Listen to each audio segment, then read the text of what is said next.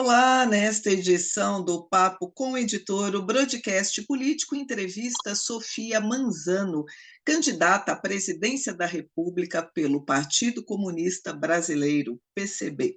Comigo o repórter Matheus de Souza, quem agradeço pela companhia, e fazendo a nossa ponte remota, o nosso querido Cláudio da Luz. Bom dia, seja muito bem-vinda, Sofia. Bom dia, Beth, bom dia, Matheus, bom dia, Cláudio, bom dia a todas e todos que estão nos ouvindo. É um prazer estar aqui com vocês. Obrigada por aceitar o nosso convite. E eu vou começar fazendo uma pergunta. Nós tivemos essa semana, o 7 de setembro.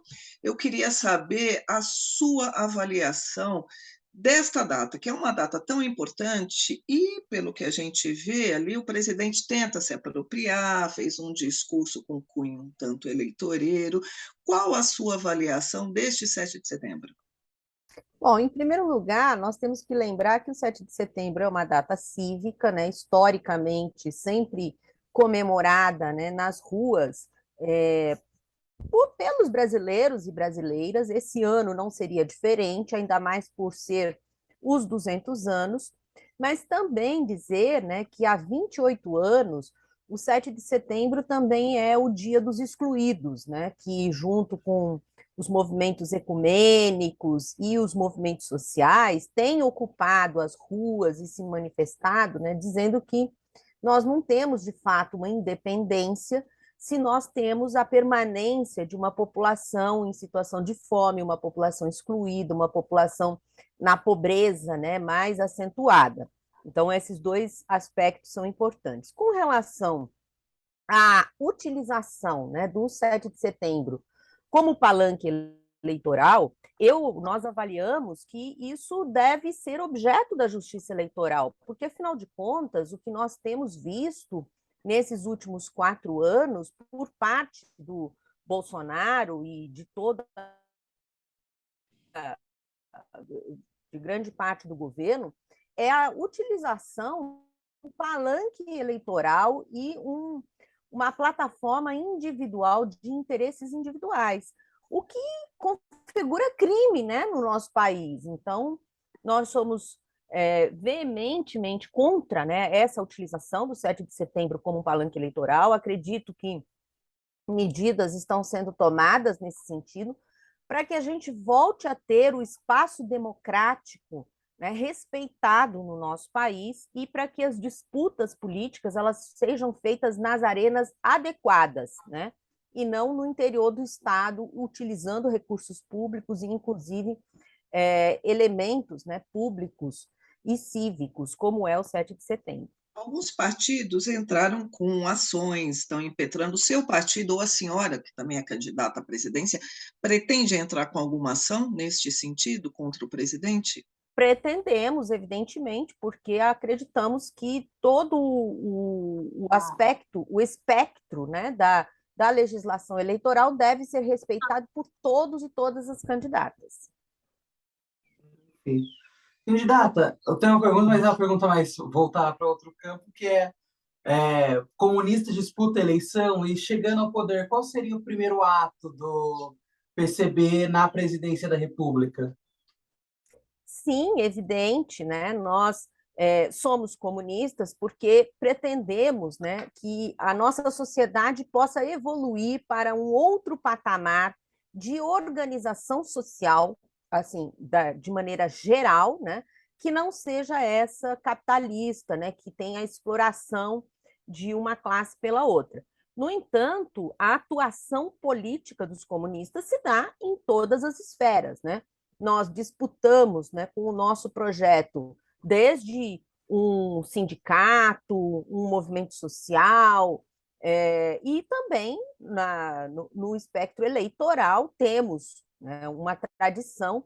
Quando o partido não está impedido de participar por perseguição política, né, o PCB completou esse ano 100 anos, né, desses 100 anos esteve 56 anos impedido por perseguição política, né, de participar das eleições, mas nos outros anos todos participamos, inclusive elegendo em diversas épocas da nossa história, né, de deputados, senadores e assim por diante.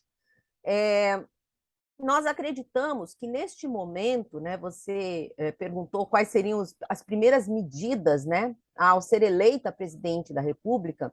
É evidente que as primeiras medidas são justamente as medidas que estamos colocando como as principais para o nosso país, neste momento, para resolver problemas imediatos para a classe trabalhadora, né?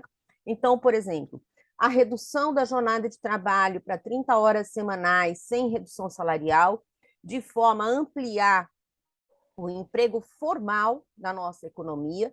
Isso geraria, né, imediatamente cerca de 50% aumentaria 50% dos empregos formais, ao mesmo tempo, né, com uma redução da jornada de trabalho diária, né, para 6 horas no máximo, possibilitaria a recuperação da defasagem escolar, né, educacional, de um conjunto significativo de jovens, né, que hoje estão deixando as escolas e as universidades, porque a situação do desemprego é tão grave, né, que quando um jovem consegue um emprego, mesmo que seja informal, mesmo que tenha situações de superexploração, ele tem que optar pelo emprego e acaba deixando a escola.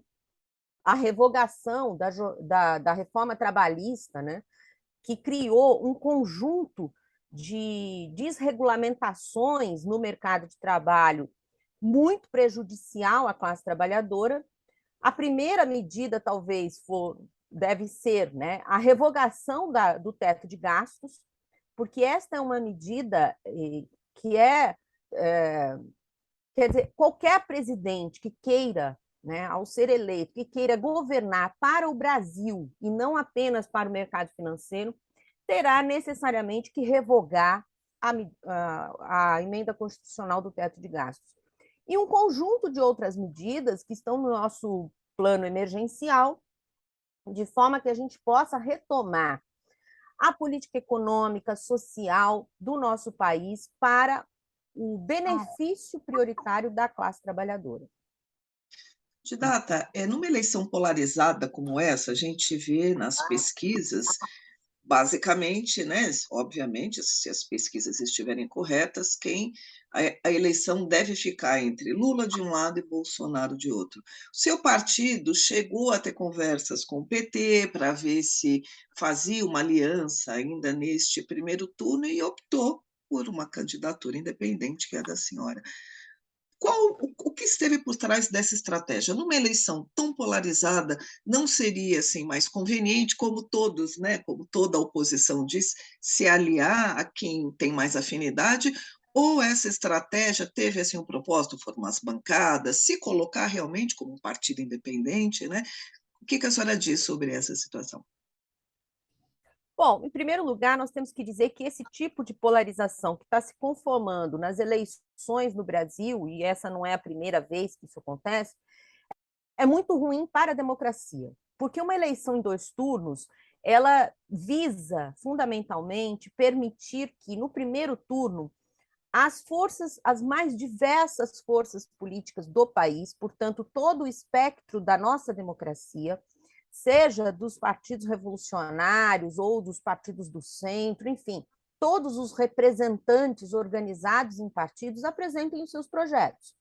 E a população possa votar nestes projetos, porque aí nós vamos poder medir, de fato, o que a população brasileira pensa da política, né? O que ela pensa dos programas que estão sendo apresentados.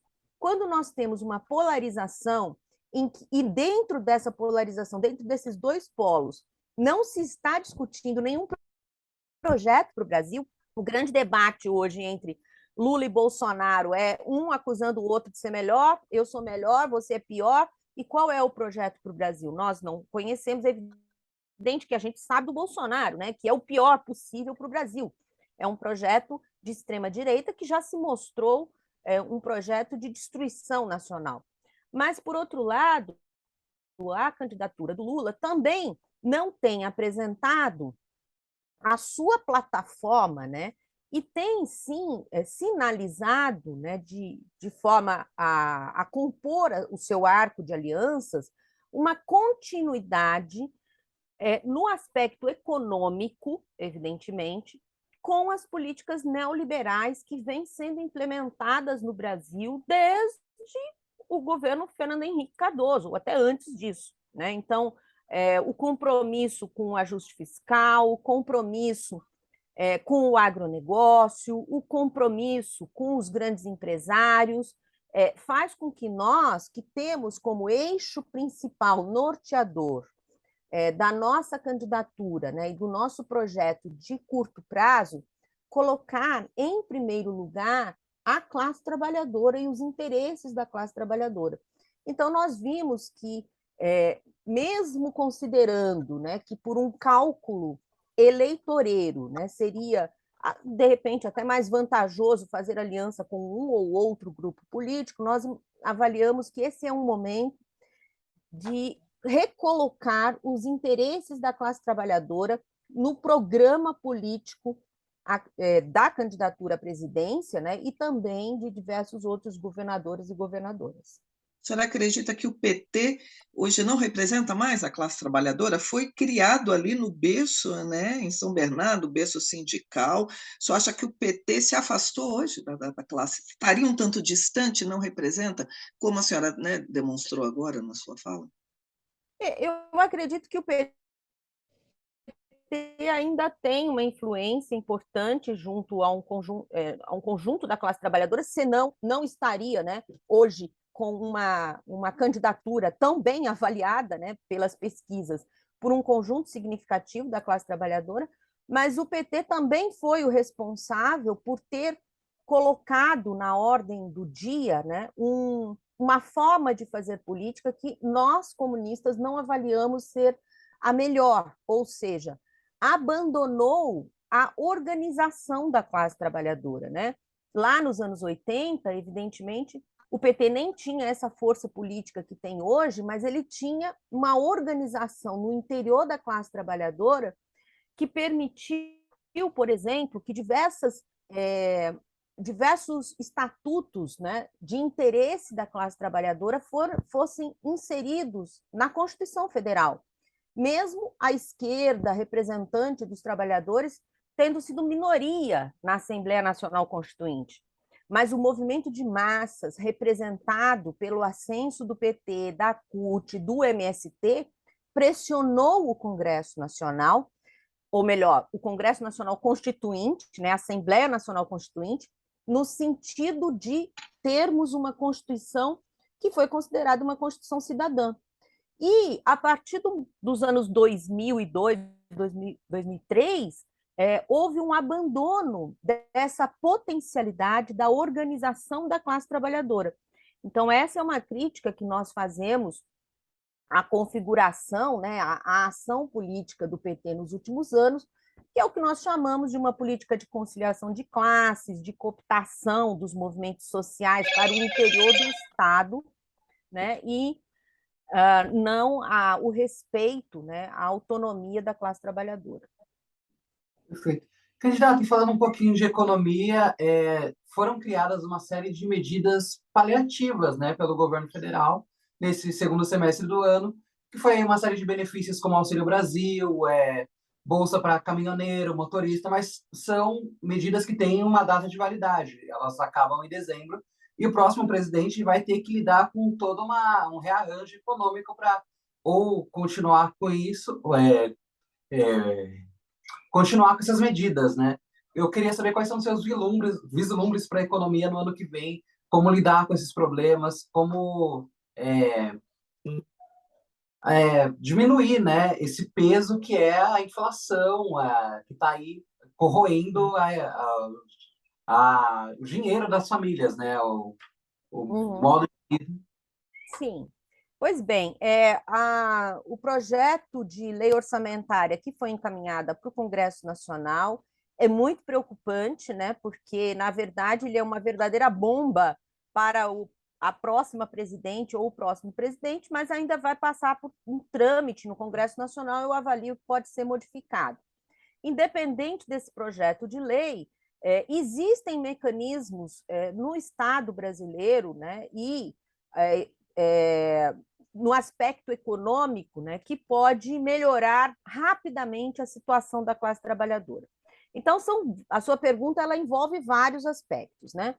Para a gente começar falando da inflação, né, que é um dos problemas mais graves hoje, que corrói a renda do conjunto da classe trabalhadora, eu tenho que dizer primeiro que a política que tem sido adotada pelo Banco Central de aumento da taxa de juros, ela não só é ineficiente, ineficaz, como, em último caso, ela provoca um processo de recessão, ou seja, aumentar a taxa de juros hoje não só não reduz a inflação, como piora a situação do emprego, da renda e do crescimento do PIB. Portanto, no nosso governo, nós reverteremos esse processo de elevação da taxa de juros pelo Banco Central, porque nós sabemos que a inflação não é uma inflação de demanda, ela é uma inflação de custo. Por outro lado, para conter essa inflação de custo, precisamos conter o aumento dos preços administrados, como preços de energia, dos derivados de petróleo e a taxa de câmbio. E todos esses instrumentos são instrumentos que estão na mão do governo, né, para serem utilizados no sentido de reduzir os custos de produção para que a inflação possa baixar. Com relação especificamente à questão alimentar, né, o nosso programa prevê um programa de enfrentamento do agronegócio que representa, né, os grandes latifundiários que produzem para exportação, quase que exclusivamente, né, a produção de soja no Brasil, 70% é para exportação, com um programa de reforma agrária popular, no modelo de produção agroecológico com sustentação pelo Estado, né? Não adianta apenas a gente distribuir a terra num modelo de reforma agrária que jogue novamente esses pequenos produtores e produtores familiares na mão do mercado, simplesmente porque aí eles também serão obrigados a produzir as commodities para exportação. Nós precisamos incentivar a produção de comida de verdade, como eu digo, né? Aquilo que alimenta os brasileiros e as brasileiras. Com relação às medidas emergenciais de transferência de renda, no nosso programa, nós defendemos a continuidade dessas medidas, porque, de fato, quem tem fome tem pressa e precisa ter, né, as medidas emergenciais de transferência de renda. No entanto, no nosso modelo no nosso projeto, né, de bolsas emergenciais, essas bolsas elas não serão incompatíveis com a formalização no emprego, porque hoje, né, a gente tem um defeito muito grave de todo tipo, todas essas bolsas, tanto o Bolsa Família, que agora mudou de nome, quanto, por exemplo, a Bolsa Permanência na universidade, quanto diversos outros tipos de assistência social, para as pessoas terem acesso a esse tipo de ajuda governamental, elas precisam se manter num nível muito baixo, muito acentuado de pobreza. Assim que elas conseguem, por exemplo, um trabalho formal, elas são excluídas do cadastro único, elas são excluídas do programa. Isso é ruim, porque uma família, uma mãe, né, pobre, que tem a família precisando do recurso do Bolsa Família, ela precisa também ter um emprego formal. E ela não pode perder o Bolsa Família porque teve esse emprego formal. Então, no nosso programa, os programas de auxílios emergenciais, eles serão compatíveis com a formalização no mercado de trabalho, de forma a permitir que o conjunto da população, né, que está na situação de extrema pobreza e vulnerabilidade, possa entrar novamente no mercado de trabalho sem perder os seus direitos aos benefícios sociais. Certo. Sofia, a conversa está muito boa, mas o nosso tempo está chegando ao fim, a gente podia ficar. Você é economista, você entende bem, né, dos assuntos econômicos, fala com muita propriedade, né? A gente queria te ouvir mais, mas o tempo está curto. Eu só queria encerrar a pergunta, né? O nosso papo com o editor, com uma pergunta: se essa polarização realmente continuar, se não houver ali uma virada, né? Como você vai se portar num eventual segundo turno, se você e o seu partido, entre Lula e Bolsonaro? Ó, o nosso partido sempre foi muito responsável com a população brasileira. Estivemos o tempo todo lutando para impedir o governo Bolsonaro e continuaremos nesta posição num segundo turno, eventual segundo turno em que eu não esteja presente, ou que eu esteja, nós faremos de tudo para derrotar o Bolsonaro.